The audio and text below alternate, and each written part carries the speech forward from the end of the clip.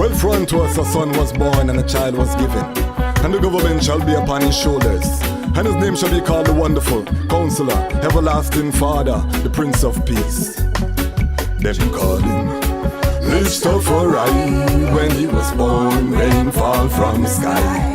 Them call him Lij Tafari. When he was grown, in airplanes he fly.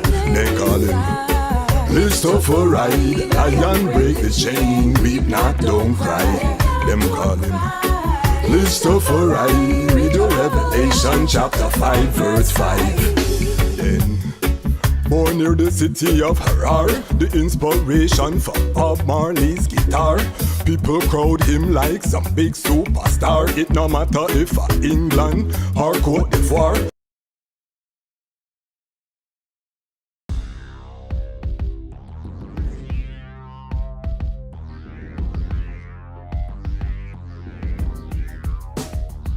Well, lion voice, tell them that's the people first choice. Lion voice, make the lioness them feel nice. Lion voice, with the lion cubs we sacrifice. Lion voice, got to show the people them the life. Lion voice.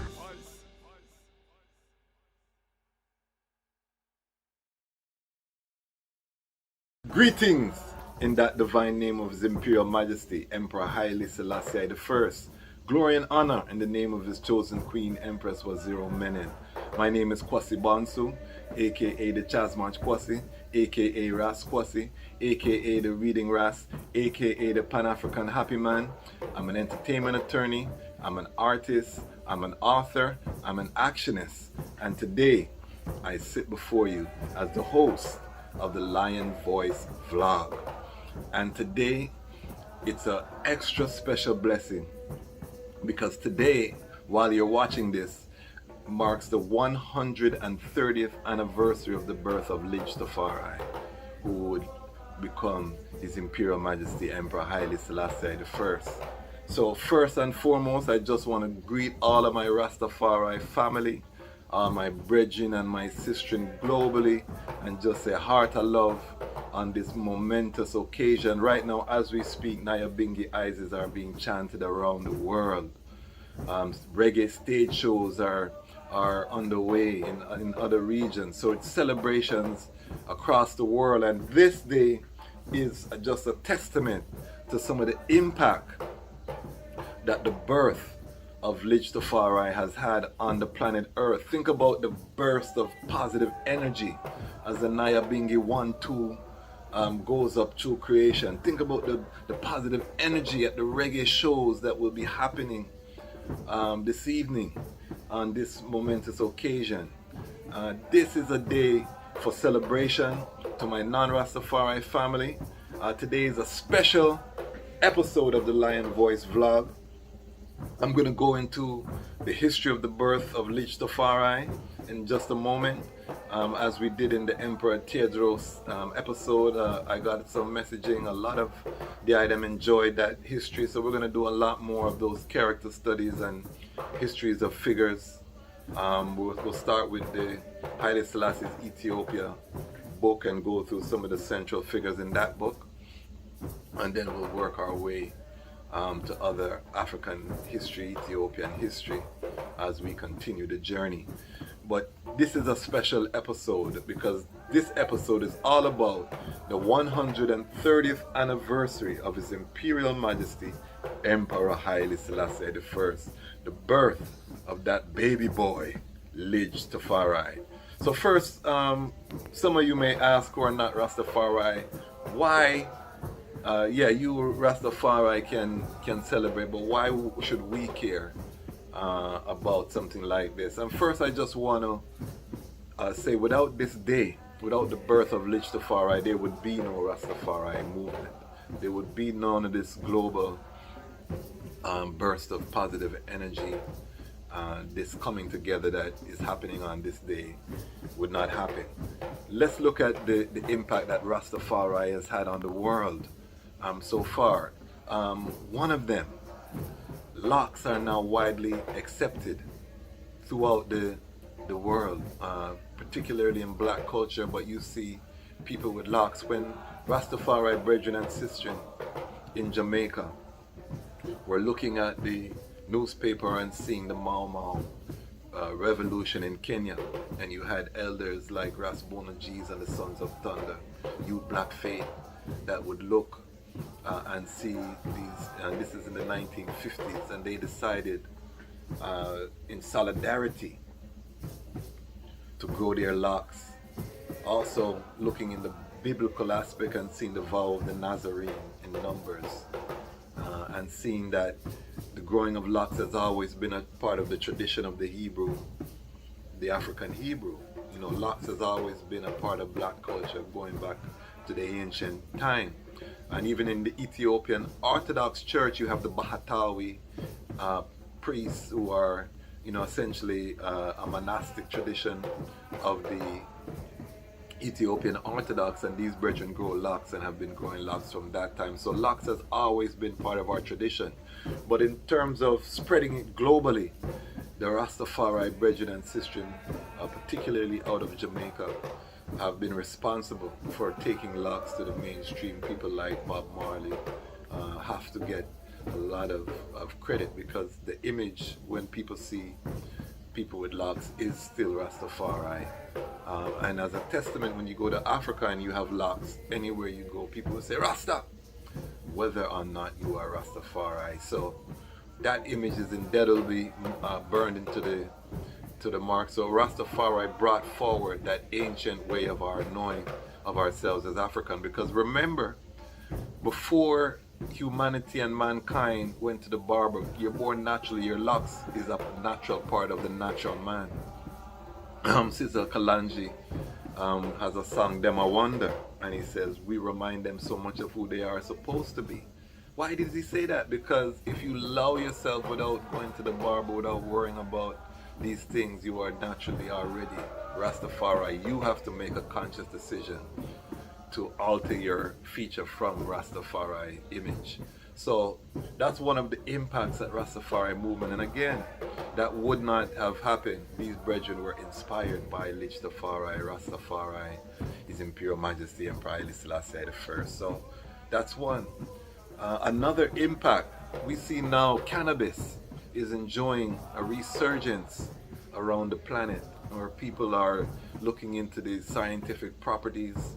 You know, in Israel they isolated THC, and from there it's been non-stop research around the world. But before all of this happened, before this was in vogue, our Rastafari elders told the people that cannabis was the healing of the nation. They were laughed at, they were scorned, they were jailed, they were in prison, they were beaten, some were killed for this, for the locks, for the sacramental use of cannabis, which now they have found and verified was a part of the anointing oils of the Hebrew, and the part of the sacred sacraments that were in the censer when the priest would go through the aisles from the Old Testament days up to now. They found cannabis seeds all throughout Israel, which is why it led them to study this thing. So this has always been part of our tradition.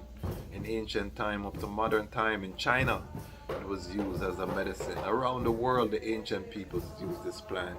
Rastafari brought this to the fore again, through the music, through the global spread of the movement. Rastafari led this movement of cannabis as the healing of the nation. Now it is legal in many states, on its way to being federally legal. It's federally legal in Canada.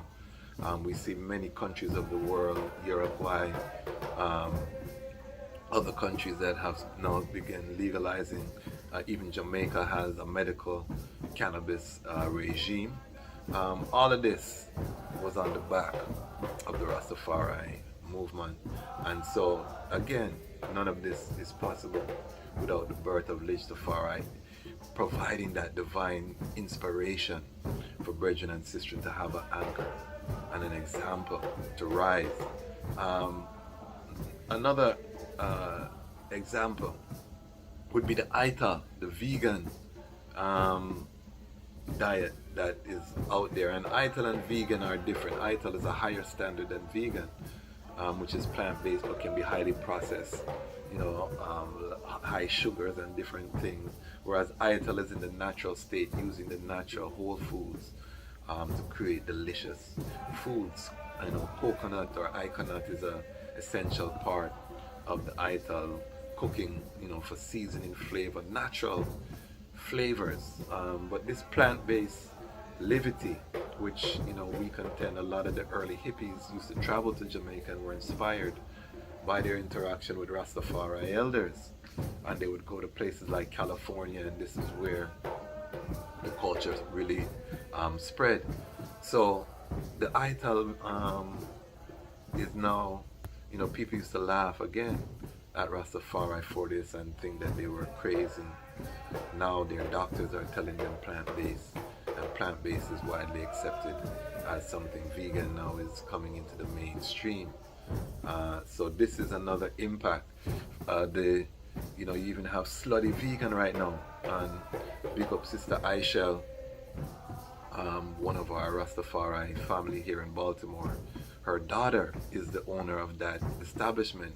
Whether or not you support the name, because of course as Rastafari, the slutty part is gonna be rough, but the impact of that vegan, that's directly, we can trace that to Rastafari teaching, and the mainstream impact of that, this healthy. And we look at those type of restaurants as a gateway, where people who are coming from that slave diet, the soul food, into a new reality, plant-based. So again, that's an impact Rastafari has had. Without the birth of Lij Tafari, none of that is possible.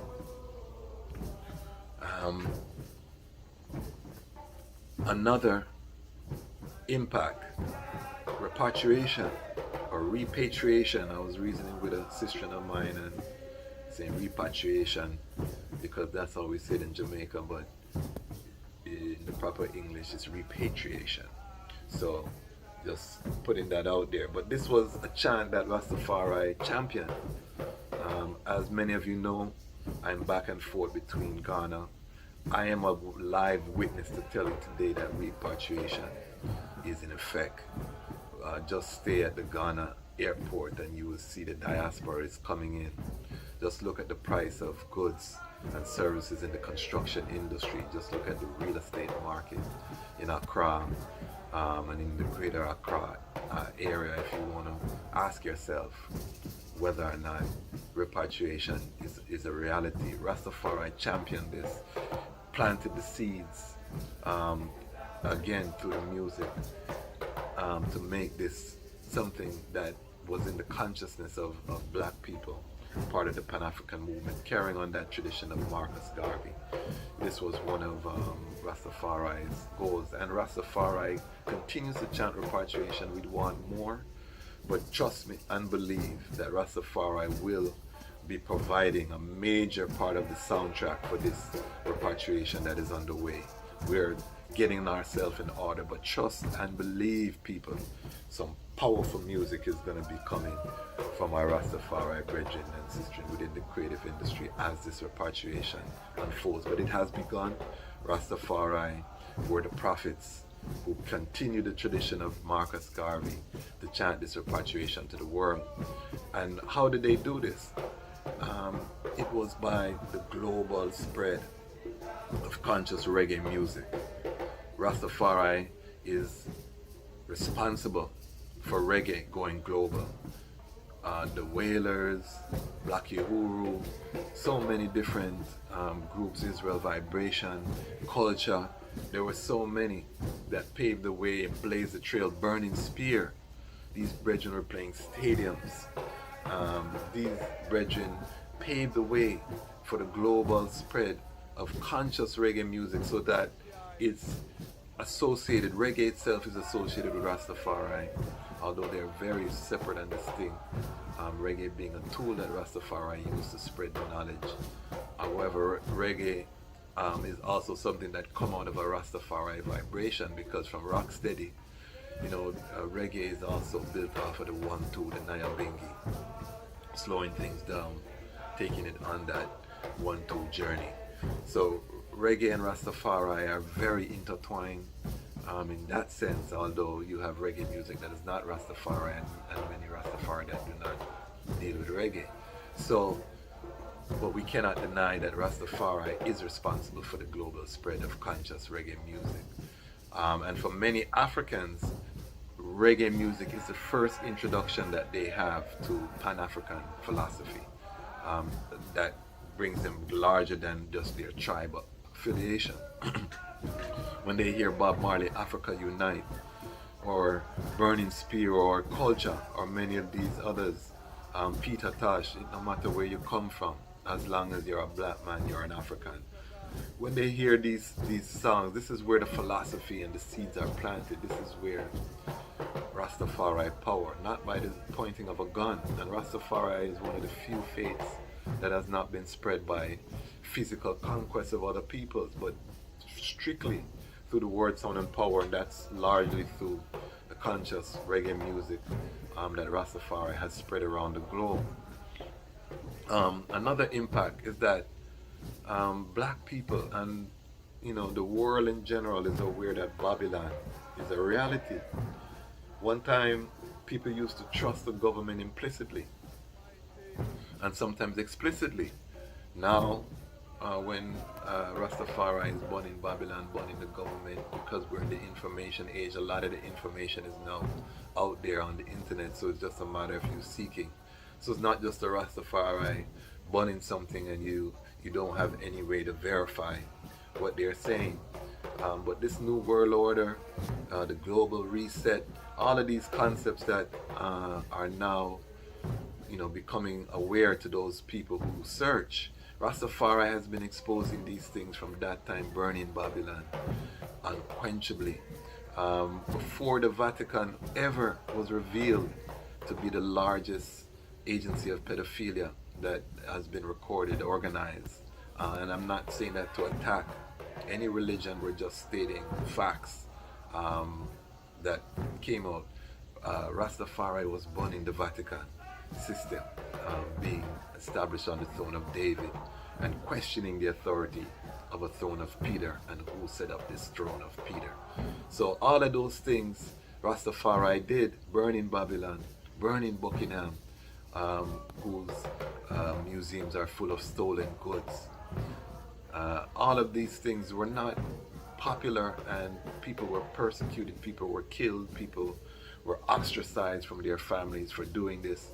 Now you can turn on YouTube and you can watch thousands and thousands of people. You can go on the news, you can see news reports again that are critical. This was not popular when Rastafari did it. Rastafari had that impact as being a forerunner in this sense. Also, the building of Brand Jamaica. This is a touchy one that many people don't like to touch, but I say comfortably 80% of Brand Jamaica is based on Rastafari principle. When the outside world think of Jamaica, they think about Rastafari. It's not far behind. That's what gives Jamaica a competitive edge over the rest of the Caribbean, although Rastafari is throughout the Caribbean. And then I would say to a larger extent to that point, that when people think about the Caribbean, Rastafari is also there, because when you go to Barbados, when you go to St. Lucia, when you go to any of these other beautiful islands, you see Rastafari strong in the place. You're going to see the red, gold, and green. You're going to see because of the spread of the movement in these regions. And we give thanks to the Rastafari elders in Jamaica who traveled to the different islands to spread the teachings of Rastafari far and wide. That work has to be acknowledged. But this is the building of Brand Jamaica, and to some extent the entire Caribbean brand for tourism, which has generated hundreds of millions and billions of dollars for the economies of these countries. That was built again on the back of Rastafari, and this is something that, again, without the birth of Lij Tafari, would not have been a reality. So this day, 130 years, we celebrate the birth of Lidj Tafari and all of these blessings. That's just the blessings or some of the impacts that the Rastafari movement has had. We haven't talked about how Lij Tafari, why Rastafari gravitated to this baby boy that was born on this day in the mountains of Ajerso Godo. Why?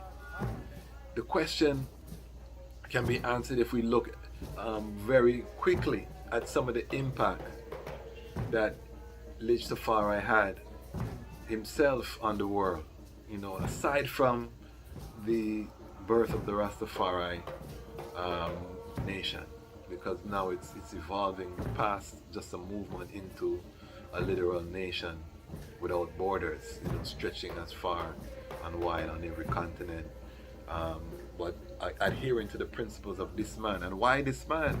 What were the achievements of this man that made so many people, and it's not just people of African descent at this point, they're European, Asian, all nation, all creed, all tongue, that hail His Majesty. And there's nothing that any of us can do about that. This is because of the birth of this baby boy.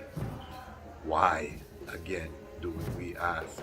And we can look at the impact of His Imperial Majesty on the building of modern Ethiopia. So when he was born on this day 130 years ago in the mountains of Ajerso Godo, there was no guarantee that he would achieve anything.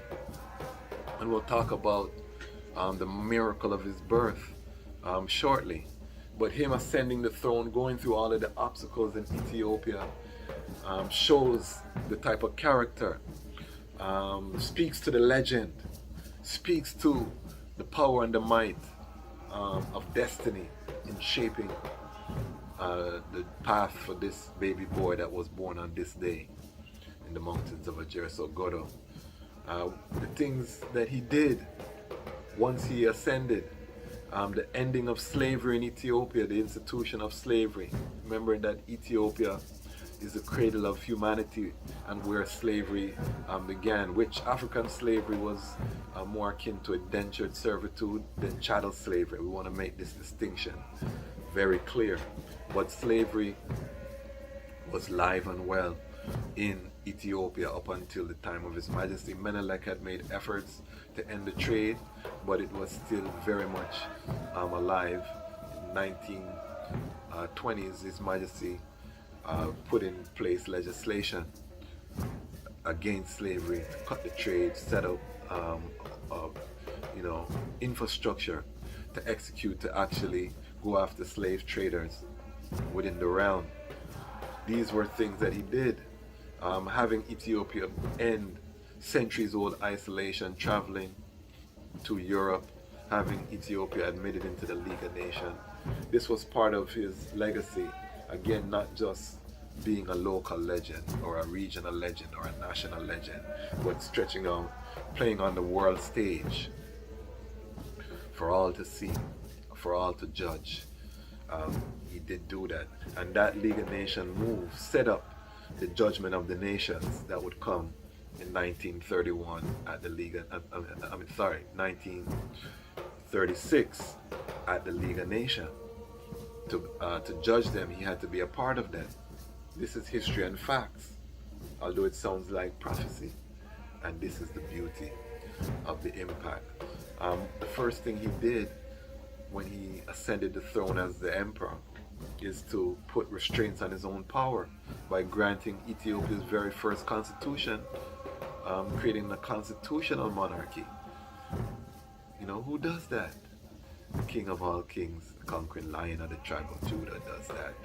And that constitution was later revised to give even more power to the people, because the first constitution, the upper house, which would be akin to the Senate, was really, or the House of Lords in the British parliamentary structure, was all of the different races, the regional rulers were able to participate in that way, later evolving to the lower house. And the lower house was people who were appointed, because he had to select people who he had educated, who he knew were competent to fulfill the demands of the work. Later on, the people were able to elect those representatives. And again, these are revolutionary steps in an ancient realm that was essentially a feudal empire, where it ruled by decree. That means the emperor, whatever he spoke was law. There was no assurances. We did have the Fetanagas, and the Ethiopian Orthodox Church also did, but all in all, the emperor had no restraints in terms of power. There was no clear outlining for the average person in terms of the law. His Majesty, this baby boy born on this day, was responsible for creating that. One of the greatest achievements of any world leader in history, the creation of the education system of Ethiopia. So we're going from zero education for the public to a whole entire public infrastructure that culminated in Addis Ababa University, which at that time was Haile Selassie University, which he gave his own palace as the university. Again, a powerful symbol, stepping out of his palace, the highest seat of the nation, and saying that this is for education. This was part of the legacy of the baby boy born on this day. So its glory, its honor, His Majesty. He built the modern Ethiopian military. So during the era of the priestly warrior kings, you know, the emperor would have their private army, regional army, and then they would beat the drum, and the other races, kings from the other kingdoms and regions would have to rise their personal armies, and then they would all meet to go and deal with the central threat. Haile Selassie formalized the military, setting up barracks, you know, a permanent professional military trained, so not leaving it to happenstance. That military infrastructure, Ethiopia at one time was one of the most powerful militaries on the African continent. They're still, I think, in the top 10. That was built by His Majesty. So taking them from the raw bravery of old to a formalized military structure. The training of the African liberation movements. Again, once Ethiopia was there with their military, they were able to train. Mandela testified he had his first pistol was given to him by His Majesty. His Majesty sent arms, training for the Mau Mau, for the liberation movements in South Africa, Zimbabwe. All of these places were being supported by Ethiopia. His Majesty sent troops into the Congo, part of the UN peacekeeping efforts in the Congo, with the Belgium interference and the CIA interference there was documented with Lumumba. His Majesty sent Ethiopians down into the Congo to help stabilize the region. The building of the commercial sector, the economics. If there's no economics in the nation cannot be self-sustaining. His Majesty attracted foreign investment on his trips around the world, meeting with high-level business people, providing incentives for investment in Ethiopia. His Majesty set that infrastructure as no other leader before him ever could imagine. The reinstitution of conservation in Ethiopia, so establishing national parks for conservation for the animals, you know, really looking to protect Ethiopia's biodiversity. Also, the planting of trees. His Majesty encouraged the planting of trees to correct the deforestation. You know, the years and centuries of war had its impact, because as these armies traveled, they would cut down trees for firewood. The local people would cut down trees for firewood. So, you know, over time this has ravaged, you know, Ethiopia's lost, I believe, over 70% of its tree cover from ancient time. It was full of ancient forests, and you can imagine the beauty of that land when it was fully forested. So His Majesty started that again, the conservation. The separation of the Ethiopian church from the See of Alexandria, of Mark, St. Mark in Alexandria.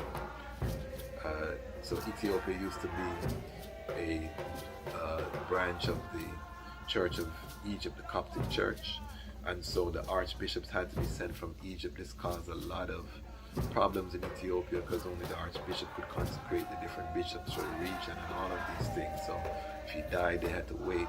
Emperor Johannes went to great lengths to get an archbishop from Egypt. Many of the emperors had these problems. His Majesty was able to negotiate with the church in Egypt for Ethiopia to become its own independent branch of the Orthodox faith. So you know the heights of reasoning His Majesty had to do in order to achieve that. He did the same thing with the Bank of Ethiopia, which was an offshoot of the Bank of Egypt, allowing Ethiopia to mint its own coin, again become independent. Ethiopian birr was the same one-to-one with the US dollar during the reign of His Majesty. So it was pegged to the dollar, which at that time was pegged to gold. So His Majesty was able to have massive impacts on the economic development. Up until now, Ethiopia is still, with all of the tribal strife, wars with Eritrea, the war with Tigray, the war internal with the Oromo and Hara, all of that chaos, Ethiopia is still one of the fastest developing nations. The Renaissance Dam is nearing completion. All of those infrastructure were put in place, the development plan of His Imperial Majesty. So even with all of these external forces trying to pull Ethiopia apart, the work was so meticulously done during the reign of His Majesty that Ethiopia continues on its development path because of all of the education, the training, the highly skilled labor that His Majesty set the foundation. That cannot be debated, cannot be denied. It is a fact. And this is the direct impact of Gadamawi Haile Selassie I. And we celebrate that as we celebrate today and the birth of that baby boy, Lij Tafari, to Ras and Yashimobet. Organization of African Unity, now the AU, the African Union, that is also again part of the impact. It was forged in Addis Ababa. The shuttle diplomacy of Ketema Yeferu, His Majesty's foreign minister, shuttling back between the Monrovian Casablanca groups at the behest of His Majesty, using His Majesty's stature as a father of Africa to bring together that OAU 32 nation states signing in Addis Ababa. Great impact of His Majesty. Of course, the speech that became immortalized at the United Nations in Bob Marley's song War. His Majesty being the only world leader to address both the League of Nations and the United Nations in his capacity as head of state for all time. Again, judging the nations in righteousness. These things are all part of the historical record.